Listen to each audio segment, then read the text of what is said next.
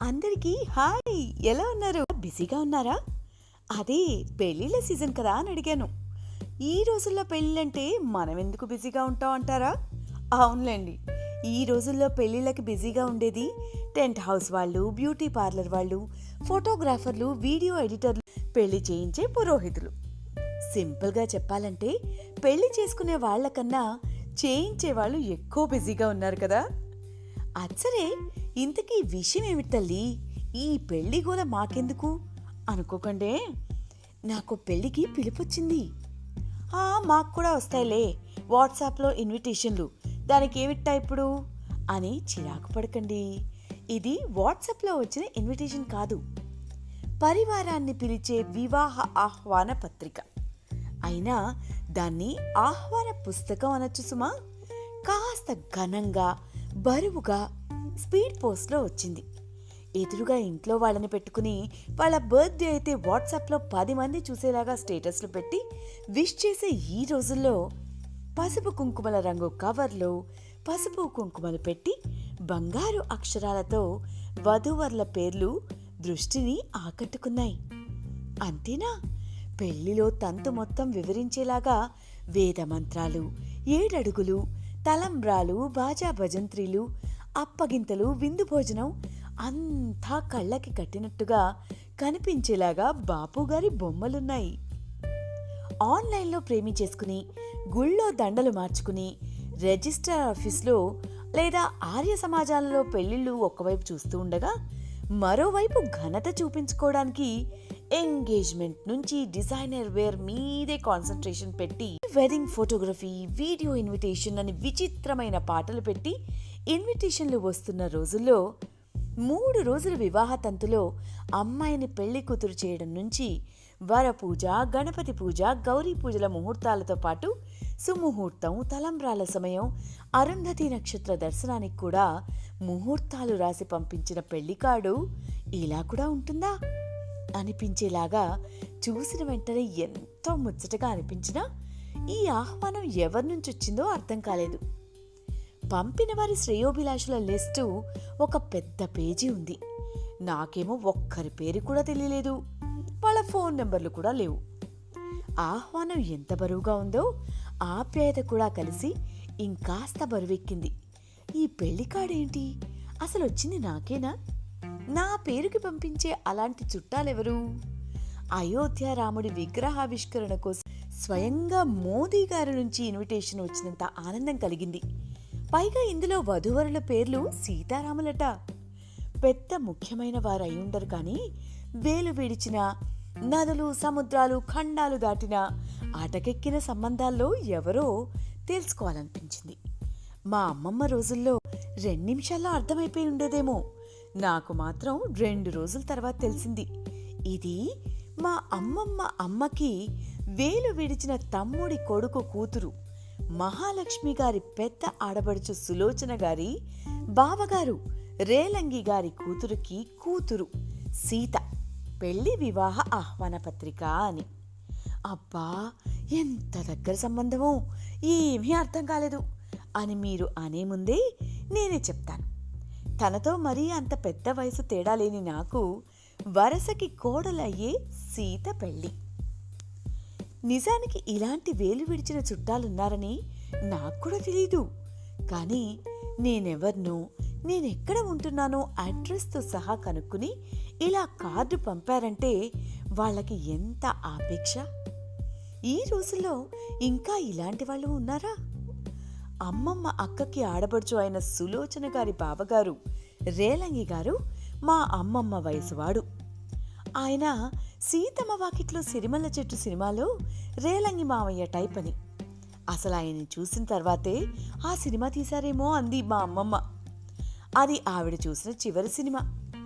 ఆవిడ పోయిన తర్వాత అమ్మమ్మ గారి ఇల్లు ఆ చుట్టాల కథలు తిరగేయడాలు లేకుండా పోయాయి. ఎవరున్నారో, ఎవరికి ఏమవుతామో కూడా పట్టించుకోవడం మానేశాం. ఇప్పుడు అమ్మమ్మ పోయిన 10 ఏళ్ల తర్వాత రేలంగి గారి మనవరాలి వివాహ ఆహ్వాన పత్రిక నా కాలింగ్ బెల్ కొట్టింది. పెళ్లి మాత్రం ఘనం చూపించుకోకుండా కృష్ణా తీరంలో ఓ పల్లెటూరులో అని ఉంది. అది మా అమ్మమ్మ వాళ్ళ అమ్మ పుట్టిన ఊరని మా అమ్మ చెప్పింది. ఇంత ప్రేమతో పిలిచినా పట్టించుకోకుండా ఏదో వంక చెప్పి తప్పించుకున్నా నన్ను అడిగేవారు ఉండకపోవచ్చు. కానీ ఇంత ఆప్యాయతతో నన్ను పిలిచిన వారిని కలుపుకుందామని నేను వెళ్తే నాకంటూ ఎంతమంది చుట్టాలు, శ్రేయోభిలాషులు ఇంకా పేరుకైనా ఉన్నారో లేదో తెలుస్తుంది అన్న ఊహే 3 రోజుల పెళ్లికి కాకపోయినా సుముహూర్తం ఉన్న రోజుకి టికెట్లు బుక్ చేసుకునేలా చేసింది. సకుటుంబ సపరివార సమేతంగా రమ్మన్నారు కదా అని నాతో పాటు మా ఇంట్లో వాళ్ళని రమ్మన్నాను. కానీ వాళ్ళు, ఎవరో నీకే తెలీదు, మేమొచ్చి ఏం చేస్తాం, నువ్వు వెళ్ళి మీ చుట్టాల సకల మర్యాదలు స్వీకరించి క్షేమంగా వెళ్ళి క్షేమంగా తిరిగిరా చాలు అన్నారు. ఇంకా భారతదేశంలో అక్కడక్కడ మిగిలిన నా వేలు విడిచిన చుట్టాలతో అమ్మతో కలిసి అమ్మమ్మ వేలు విడిచిన చుట్టాల వాళ్ళింట్లో పెళ్లికి వెళ్ళాను. మమ్మల్ని గుర్తుపట్టకపోయినా మా అమ్మమ్మ పేరు విని ఫలానా వారి మనవరాలొచ్చిందని ఎంతో ఇదిగా పలకరించారు. అసలు నేను ఒక పెళ్లికి వెళ్ళానో లేకపోతే కృష్ణానది పుష్కరాలకు వెళ్ళానో అర్థం కాలేదు. అంతమంది జనాలు, ఆ ఊళ్ళో వారే కాదు, ఆ జిల్లాలో ఉన్న ప్రతి ఒక్కరూ వచ్చారేమో అనిపించింది. రేలంగి గారు ప్రపంచానికి తెలియకపోయినా పెద్ద సెలబ్రిటీలాగా వెలిగిపోతున్నారు. మా అమ్మమ్మ వయసు వారైన ఆయనకి ఇప్పుడు 99 సంవత్సరాలట. ఇంకా అందర్నీ పలకరించి ఇంట్లో వాళ్లతో సహా అందరి కుశల సమాచారాలు తెలుసుకుంటున్నారు.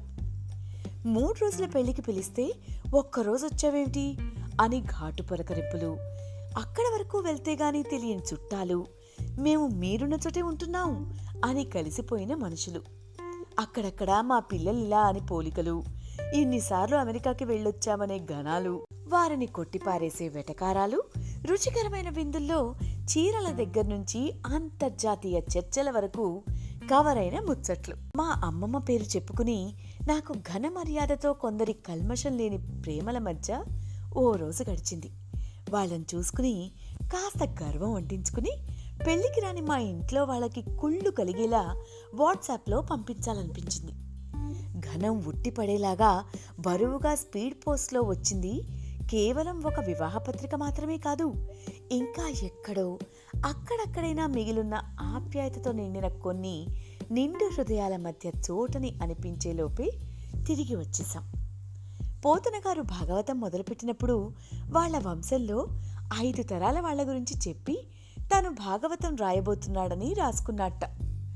ఈ రోజుల్లో తాతల పేర్లు కూడా మర్చిపోతున్న మనకి సంబంధాలు, అనుబంధాలు, మమతలు, విలువలు ఎలా తెలుస్తాయి?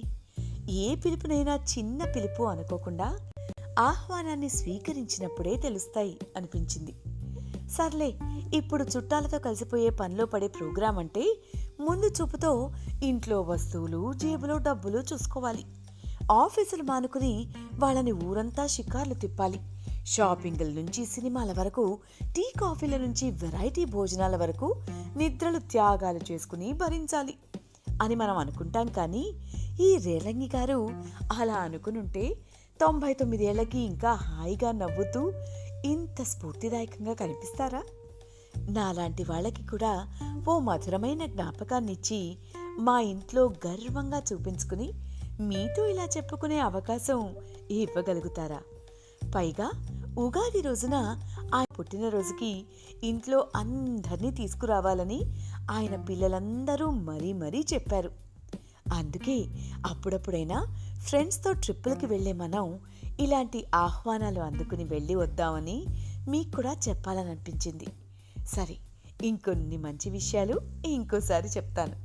అందాక జాగ్రత్త.